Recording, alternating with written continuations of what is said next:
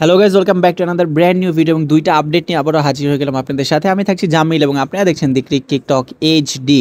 প্রথম যে আপডেটটা আসবো, বাংলাদেশ ন্যাশনাল টিমে একজন অ্যানালাইসিস্ট অ্যাপয়েন্টমেন্ট করা হয়েছে, মহসিন খানকে অ্যাপয়েন্টমেন্ট করা হয়েছে অ্যানালাইসিস্ট হিসেবে। এবং মনে হয় কিছু ইমপ্রুভমেন্ট হওয়া উচিত বাংলাদেশের, কারণ অ্যানালাইসিস্ট খুবই গুরুত্বপূর্ণ। একটা ম্যাচে অ্যানালাইসিস্ট অনেক বড় গুরুত্বপূর্ণ ভূমিকা পালন করে, কারণ তিনি পুরো ম্যাচের অ্যানালাইসিসগুলো করে আসলে প্লেয়ারদেরকে দেয় এবং সেই অনুযায়ী প্লেয়াররা খেলাধুলা করে।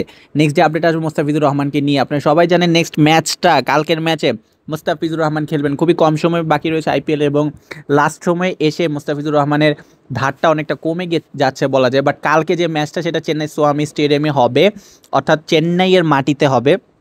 এবং এ দ্বারা বোঝা যায় চেন্নাইয়ের মাটিতে মোস্তাফিজ কতটা ভয়ঙ্কর আমরা লাস্ট ম্যাচগুলোতে দেখতে পেয়েছি, কারণ চেন্নাইয়ের পিচটা মোস্তাফিজের একদম উপযোগী পিচ। আশা করবো কালকের ম্যাচের ভিতরে মোস্তাফিজুর রহমান অসাধারণ পারফরমেন্স করবে। আপনাদের কি মনে হয়? আপনারা সেটা কমেন্টে জানান। ভিডিওটি ভালো লাগলে লাইক দিতে ভুলবেন না।